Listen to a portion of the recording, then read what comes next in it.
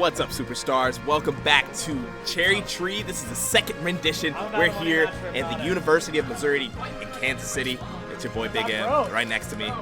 As ever. Campaign. Yeah, it's Cam. You know who it is. Here we are in top 4 of this tournament. Up next we got Ploopy and Zen, which is an interesting matchup. I'm assuming we're going to see the Game & Watch. We're going to see the Pikachu. Maybe the Aegis, actually, instead. I wouldn't be surprised. I don't know how much history these two have. They've played it before. They money matched a lot, I know. Yeah. Zen is housed with Ploopy, so they were playing grinding all last night. They came by and picked up an adapter from me like 2 in the morning, 1:30 in the morning yesterday. Insane. Yeah, Zen got in town so late, but so they've been playing. So there's a bit of back and forth going between the two. We'll see what Zen goes for. I'm sure he's kind of made that decision based off how their games have been going. Yeah, no, I'm excited to see what Zen pulls out. And like you mentioned, there's a lot of back and forth between these two. They for sure have clashed at some TKOs, but the last time they were in, Ploopy's hometown in KC, I believe the last time they played was Code Red 100, where that went Ploopy's way, I believe. So, It's been a while. Yeah, it's been a while. It's been a while since they've fought in the KCMO metro area. So they will clash one more time here, and we'll see how that kind of falls. Obviously, things are a lot different now. Ploopy's by far the favorite of the tournament. Has really been on a rise, especially these last couple of months. And What happened to Despade in this tournament? I He was here, and Yeah. I'm like, usually I just expect to see him here, but honestly, like, got hit have by to- Sydney by Oniwa earlier on. Oh, classic though. And then I don't know what happened in losers. I saw them, carving a path, but they just never. I don't think they caught back up to top 8. Yeah, well, we are seeing the Pyra and Mithra, which I kind of expected going into this one. Yeah. A much better matchup. On Pikachu, is a notoriously horrible on Human Watch, which is rare for Pikachu. He doesn't lose many matches in the game, but obviously Aegis, a much more well-rounded character with all the range, all the speed, that pretty much a kit that's built to be able to beat Game & Watch, but still can struggle just because it's Game & Watch in this game, you know what I mean? Yeah, and Game & Watch just has the tools to kind of punish wherever your weak spot is. Aegis has a somewhat lackluster recovery. Game & Watch has a really great back end for catching that, but oh man, that foresight, it just looks so effortless there. Yeah, I mean, just like that. No other characters get the stock there.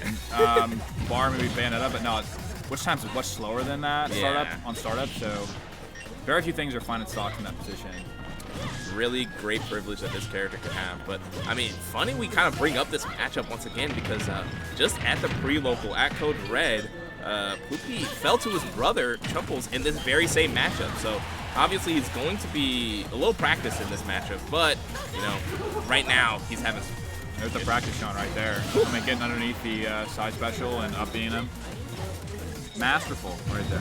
Very masterful. Finding that perpendicular angle and then just closing out the edge guard. Does get a little bit of a start here with that up throw, but Well, unrelated update, Despot is actually still in the tournament. They're playing against Caden right now, Game 5, on our second stream. So if you're interested in that should be on our second stream. It should be Gameroos something. Look it up. You'll find it. Look on the page. You'll find it. But back into this one, good start for Zen here. Pretty healthy lead. oh yeah, that's exactly how you want to play this matchup, because when you're playing blow for blow, it gets a lot more dicey because, like you said, Game & Watch can kind of just win any scenario he's in. But if you have a full lead, you can kind of make Ploopy and Game & Watch kind of commit a lot more than they want to. Yeah, I mean, that's the truth. Is you kind of just have to whip punish this character. A lot of the things on shield are just not punishable. Aegis not known for their out of shield options. I mean, the best one's probably gonna be up special at like frame 9 or so, and most of Game & Watch arrows are way too safe to be punished by that. So he's gonna have to find his bread and butter, his neutral wins from this whip punishing playstyle, which seems to be working really well. That's gonna be a stock for sure, though, most certainly. Yeah, that was just a very ill-timed switch there from Zen. Split-second decision that cost him his stock. We'll say these up-Bs are they're on point. They're scooping. They're always hitting their target. It's going to be hard for Zen to kind of keep a consistent, long stocks. It's going to be really hard to hang on to them because he'll get pushed off stage by his Game & Watch so easily. And then obviously Ploopy has so much experience versus recovery, so it's really going to be tough.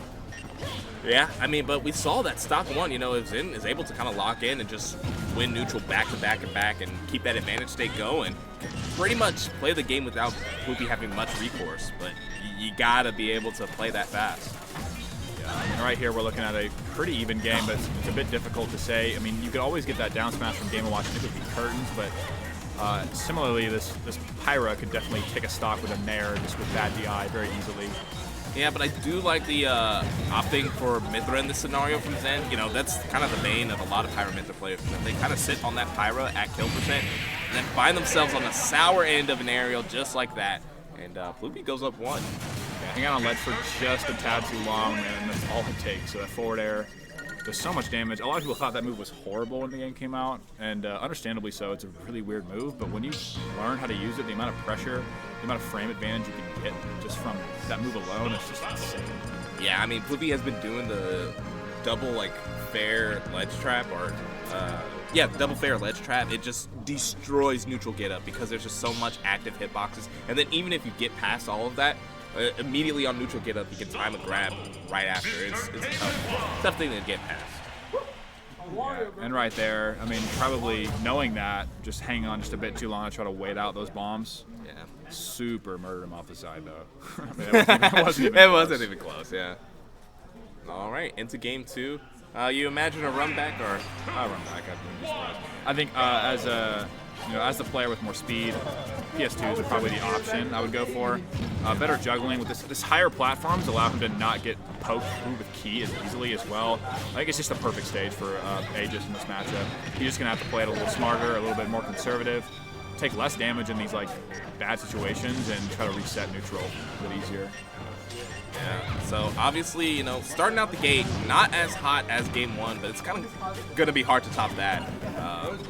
But you see Zen's playing a lot more patient, more calm, like you mentioned. Air dodging, but no danger there for Game & Watch. As is, a little bit of string here, back and forth. I mean, we're at 80 apiece here. Yeah, going blow for blow. This is what I was warning about earlier on. You don't want to do that against Game & Watch because eventually he's going to find the kill and you're going to have to work a little bit harder. Yeah, I mean, it's crazy. Like, able to just walk up to that bacon and forward tilt. Forward tilt, such a strong move. Finally finding that stock for Zen. It's a good way to keep up, make a statement that he's still in this one. Oh yeah, we are even at 2 stock here, but you see Ploopy starting to try and find these combo starters. He's just hunting and finds the Nair, and that's just going to be 50% minimum. Yeah, I think it's important to note that, like, Game & Watch has all these options that are insanely strong, but also they're just so riskless. Like, you just throw these Nairs out, and, like, worst case, what, you get grabbed there, like, and what is that, 10-15%? It's just not very risky, and all the rewards you get off that Nair landing is just so high, and I think that's the main frustration point for a lot of people with Game & Watch. Just that risk-reward skew is just so far in his favor. Yeah, and it's sometimes like the highest reward moves that he can have, like down smash, feel almost riskless sometimes, especially at certain distances. It feels like he can't punish the character or get punished for trying to punish the character. So a lot of frustration points there, but obviously if you kind of lock in and, like you mentioned, with punish the character, you do have some recourse. Yeah, I mean, and Zen's very lucky to be playing this one. I mean, he picked it himself, but just having that amount of speed just makes it so much more manageable. With 90% of the cash, you're not having as much of an easy time. Because Zen's, I mean, he's keeping up in neutral. His neutral wins aren't nearly as fruitful, but he's still maintaining this percent at about an equal clip here. Yeah. One misstep, though. Exactly, especially at those high percents, you can't be making those type of mistakes that high up on stage. Did he go for the 9? Nah, he's waiting for the air dodge. Doesn't quite get it. Not seeing any Mithra or Pyra there, but the up smash all you need. I think for Game & Watch, like, Mithra up smash is just a very good option that covers that space that Game & Watch likes to occupy. So being like Pyra is not super beneficial. Like, I feel like landing that is much easier. Yeah, it's pretty much Pyra on kind of a need-to-know basis. You really only need to be Pyra when you're like in huge advantage, trying to like ledge trap. I can see that working out, but honestly, Mithra just seems super solid in this matchup. There's not many characters you see, like I mentioned so many times, like you kind of just keep up and just play. You can play Game & Watch's game at least at a reasonable clip, as well as like the foresight is really nice. To get out of these juggles and to escape these combos that might just be barely not true. Yeah. Interesting option. I think Smash out of shield. Not sure about that. Oh wow, Not punishable, man. Parry. Oh my goodness, ridiculous. Yeah. It was fast too. Yeah, I guess just the F tilt was a little bit too slow. And the bacon, so much advantage on that last hit of that bacon there. And the F tilt just comes out true, even after getting hit. Yeah, I think what we're seeing there is, so the bacon is like hitting Zen, right? And then as Ploopy's throwing the bacon, I'm not sure if he's getting clipped by that side B just once, but the bacon cancels it, so he doesn't get like just caught up in that multi-hit side B. So he's immediately able to act and then walk right up and just, I mean, he's like dunking it with the chair. Like, it's not like barely hitting, it's like he's... It's the strong hit, I mean, he got that out. Yeah, with the handles, bro. Like where he's holding it, he's hitting them with it. It's not like a weenie hit with the steel chair. No, this is drawing blood. Yeah, I mean, we're at WWE out here, but... Man, we're looking at a swift 3-0 if Zen can't find these stocks and maintain like disadvantage has been so punishing at the ledge specifically. Recovering has been very difficult for him. The edge guarding has been on point from Ploopy, so he's got to find something here. Some X factor, some difference. He's not really finding early stocks. They're just very by the book, and they're always right after Ploopy. He's always just one step behind. Yeah, and I know we mentioned it that, you know, Pyra's not really the go-to in this matchup, but all those things you mentioned in terms of X factors, early stock taking, Pyra does have all those tools, but he's just going to have to find some scenarios where he can actually pull out the Pyra, because it feels like the few times he did pull out Pyra, it just gets edge guarded and packed away.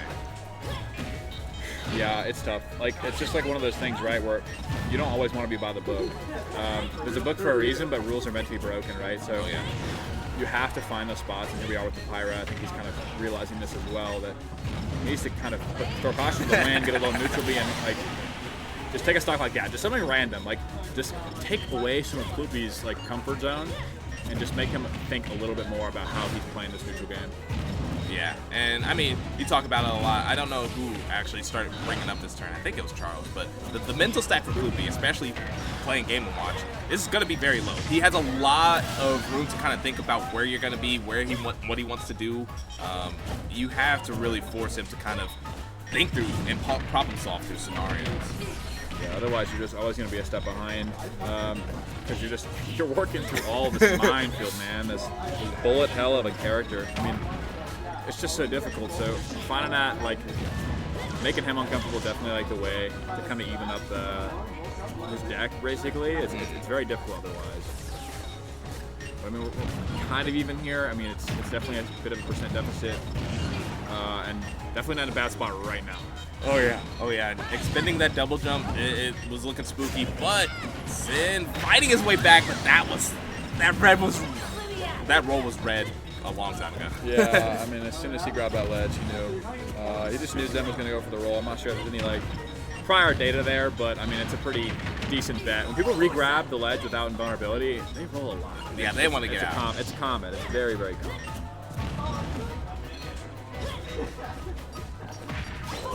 Okay, Foresight's one of them. The immediate Lightning Buster into another one is Lightning low Buster, wicked. Been getting 0 mileage in this set so far. We've seen a lot of it come out, maybe like 5 or 6 of them. I don't think any of them are connected, bar a couple of them, I guess. Yeah. But not super fruitful most of the time. Which is so sad, because I like the idea of the move. But No, it's a good move. It's just not the spots we're using it here. yeah. I remember release date Mithra had like the Set weird, not like weight didn't matter, like Yeah, weight yeah. independent. Like, yeah, that was super bizarre. It would kill Bowser and At the Peach same with the same percent. Yeah. I like to call it the ignore defense, because I guess in the Xenoblade 2, Lightning Buster actually like pierced defenses or whatever. That was like it was supposed to do. But That would have been cool, but it's obviously a bug. yeah, it was very much a bug. I want to Yeah. know what happens in the back, because like, I mean, ultimately, like, Smash isn't a perfect competitive game, but Sure. when it comes to polish and these movesets and like the way they work, typically like we don't expect stuff like that. I mean, this game, and there's Web Smash. Yeah. This game is relatively like well designed from top to bottom, like it's pretty impressive how well they balance the cast and how few like bugs there are. Obviously 1.0, there's a couple things, but over time it's pretty sound. Pretty However, solid. The biggest bug left in the game is Game & Watch. It's not good. It is what it is. Yeah, one just got delivered to me randomly. It's a mouse, bro. Mine wasn't working either earlier. Your mouse. Yeah, I mean Sometimes that's you have to click when it goes to sleep mode, and then like. I didn't want the cat. No, it's all right. You chose it, bro. I chose it. You chose. Dude, Bro, Ploopy. bro, are you for real? Ploopy is raging right Bro, now. fix it. Put it back on the thing. It's on the dock. Yeah. Man. We gotta get you It's like. This is a crazy angle. Wait, where's the next one? My bad. Yeah. You're so grinded when you get home, bro. Oh. Cam, you wanna load the set? What are you gonna That's crazy. Well, Asking them to do Did everything. they start already? yeah, they're already playing, and I'm about to win a money match. And I don't want to start, and then they What immediately fucking get game are they done. in? It's been happening for 11 minutes. Yellow's up 2-0. Well, Okay, guys, it'll so be Deathspade and Yellow are side playing. They're It's my loser time. semis. You guys are pros. Oh, of course. So they are on Gameroos. God, I'll just look up. What is the channel, man? Is it like Gameroos TV or something? Something like that. Let me pull it up. But they're on right now. Oh. What is this stream? This would be crazy if Deathspade is able to win that one because they've been on quite the losers run, right? Yeah, and Deathspade, I mean, being down 2-0 already, Yellow, which is not super surprising. They go back and forth between the Fox and the Bayo typically is what I imagine they're playing right now. Yeah. Oh, someone just lost. Oh, no, I didn't.